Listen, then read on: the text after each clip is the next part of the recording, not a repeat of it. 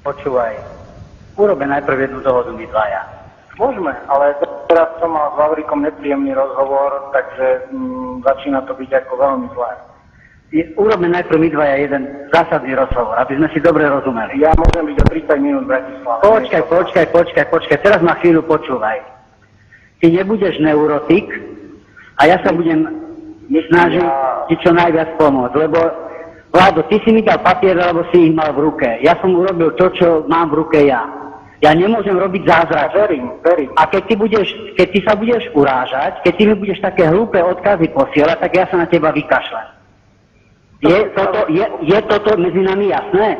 Je, ale prosím ťa, 100 ľudí tam bolo, ja som musel rozprávať, tak ma druhýkrát neser. Keď chceš, aby som ti pomohol, tak ma neser. Dobre. Toto, aby bolo medzi nami jasné. Ja som to neurobil z rozkoše, alebo že ťa nemám rád. No, to nemusíš ma mať rád. No, a tak už prosím ťa, druhýkrát si také hlúposti odpust, lebo už ťa nezavolám. Dobre, no, tak možno som spravil chybu, ospravedlňujem sa ti, ale pochopil. Prestaň byť citlivkou, lebo celý svet sa nekrúti, ani okolo mňa, ani okolo teba. Ja sa ti úprimne snažím pomôcť. Tak niečo do toho, kto sa ti snaží pomôcť, rozumieš? Tak zavolaj v tejto chvíli Kresankovi, ktorý sa už 2 hodiny vadí s Vavríkom, keď mi chceš pomôcť. Neboj sa, ja viem, čo mám robiť. Ja viem, čo mám robiť a ubezpečujem ťa, že to, čo môžem, tak aj urobím. Sú úplne zbytočné takéto veci. To, čo som zažil ja včera, to bol pokus o korupciu, totiž to z tej strany. A ten človek je aj na tvojej kandidátke, ktorej si ty lídrom. Vieš čo, prestaň hovoriť hlúposti a nehnevať. Hlúposti, keď niekto od teba pýta peniaze... Prestaň hovoriť hlúposti, ti hovorím ešte raz. Rozumiem. Áno, je to odpočúvané. No. Kvôli tomu si ma tak zúfalo volal? No. Urobím, čo sa urobiť dá a zatiaľ serus. Maj sa pekne. No, tak... Ahoj, budem ti volať. Počúvam. No, Kresan, keď si telefóne. Peťo, servus. Ahoj, veľmi krátko, trošku v inotajoch. Ja som hovoril s tým namosúdeným človekom, vieš? Áno, viem. V podstate som mu slúbil, už som to aj vykonal. Áno. Ale medzi tým on pribehol na nášho mocného kolegu, túto najbližšieho. Viem. A keď nejakú konfrontáciu s tomto vyvoláva, takže skús to nejako zmierniť. Veď on to myslím nemyslel zle, ja nevidím problém v tom. No akože vydiera a tak ďalej, označený, no. A že teda aj bol sa vyhrážať, že vraj je tebe a že teraz to musíte ešte na komisii riešiť, tak ja si myslím, že to nie je až také vážne. Ja som urobil veľmi dobrú zmluvu, takú zmluvu budúcej so starostom, že si ten percentný podiel akože do 31. oktobra zmluvne dohodneme. A súhlas som už dal. Už si dal, hej? Už som dal súhlas, lenže samozrejme ten náš vyplašený tu na taký, by som povedal, lokaj tomu nášmu mocnému, čo tu sedí blízko. Najprv ešte ide odniesť na pozretie a zrejme, no v podstate pozri sa zjednodušene, on sa rozčuloval, že niekto tu má nejaké podmienky a nejak sa nezarkačil. No. Áno, rozumiem. Nič viac, nič menej, no. Dobre. Takže... Čiže ty si súhlas dal a môžem to povedať, hej? No, vieš čo, zatiaľ sa to zober ty ako vedomosť svoju, lebo ešte neviem, koľko bude tuto náš hromotluk ešte okolo toho chceť. Čo, dobre. Toho chvíľu nechaj, ale aby si ty aspoň vedel, že to je takto v poriadku. Dobre, super. Lebo zase tomu človeku, čo mu celý svet uchvídil, sa mi zdá, že keby si mu to povedal potichu, že už to je, takže on by to asi vykvákal hneď. Chápem. To zase nevyzerá na to, že by v tomto smere bol seriózny a kýval hlavou a prikyvoval a myslel si svoje. Nevyzerá na to. Ja som tu s ním mal rozhovor, ktorý bol veľmi ústretový z mojej strany hneď a dosť som musel ako stále nejakým spôsobom mu pritakávať, že áno, bude to všetko fajn, lebo fakt je taký, ako si hovoril, to ešte slabý výraz je upríznený. No. Takže som mu urobil takú bútlavú vrbu psychologickú, aj som mu to slúbil, ale medzi tým som bol včera v Bystrici a už tých 24 hodín tak nervóznil, že sa našli koho obracal, to bolo trošku prehnané z jeho strany, lebo presne to isté mohol dosiahnuť.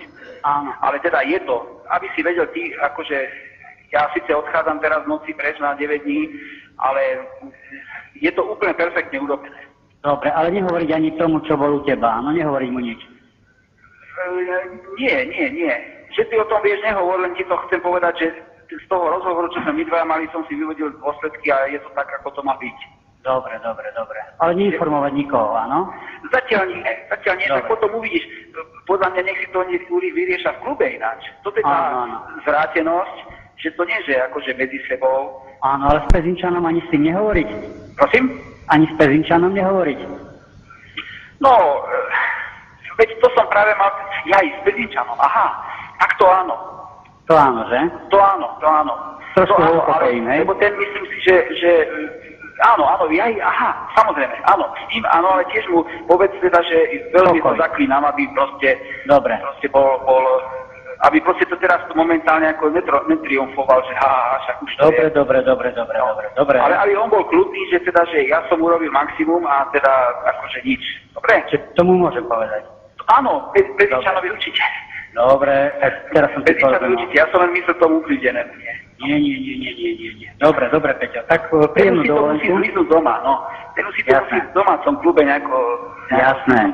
Ináč, oni tu všetci vždy machujú predo mňou. Ja tu potom niečo akože urobím kvázi a oni sa nakoniec potlapkajú, to už ja poznám, to je rituál, ktorý tu 4 roky trvá. Dobre, Peťo. Nie je také dramatické, no len aby náhodou proste to tí moji kolegovia až tak nezneužívali a potom sa nevyhovárali na mňa, to by zase nebolo korektné.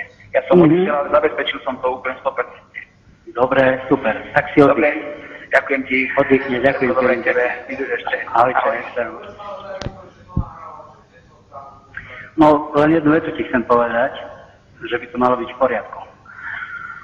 Dobre, no nemám žiadnu informáciu zatiaľ, ako to prebieha. Tak odporúčam ti, aby si v pokoji, ale v pokoji čakal a v pokoji to potom aj zobral na vedomie. Ale takú mám informáciu 5 minút starú.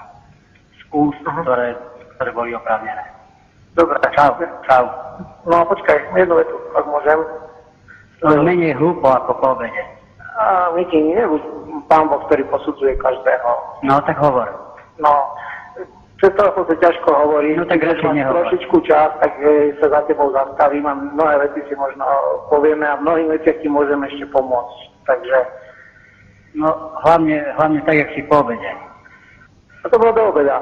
Si do obeda, no. Dobre, povedal som ti, už musím utekať. Dobre, ďakujem ti ešte. Ahoj.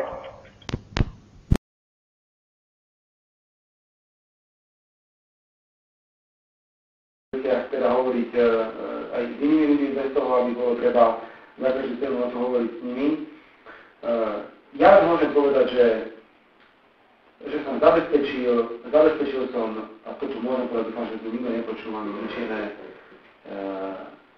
zabezpečil som na tento rok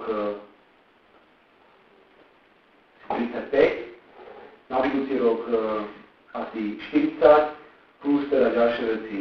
Zabezpečil som ich vlastnou hlavou, ako tie peniaze. Ale oficiálne prídu a budú normálne vykryté strane. Ale to, že sa pritom modal Fedor, nemôže znamenať, že ma bude im držať tak, ako to sa nesmie stať. Aj preto urobil som niektoré rozhodnutia vo vzťahu k týmto financiám, že som sa vymanil od Fedora a povedal som, Fedor, ja som mal do toho hlavu a nie ty si dal do toho hlavu. Takže ja budem teraz o niektorých veciach rozhodovať. A napriek tomu si myslím, že musí vzniknúť nejaká paralelná finančná štruktúra, ktorá musí byť v dispozícii pre účely aj volebnej kampane a ďalších vecí.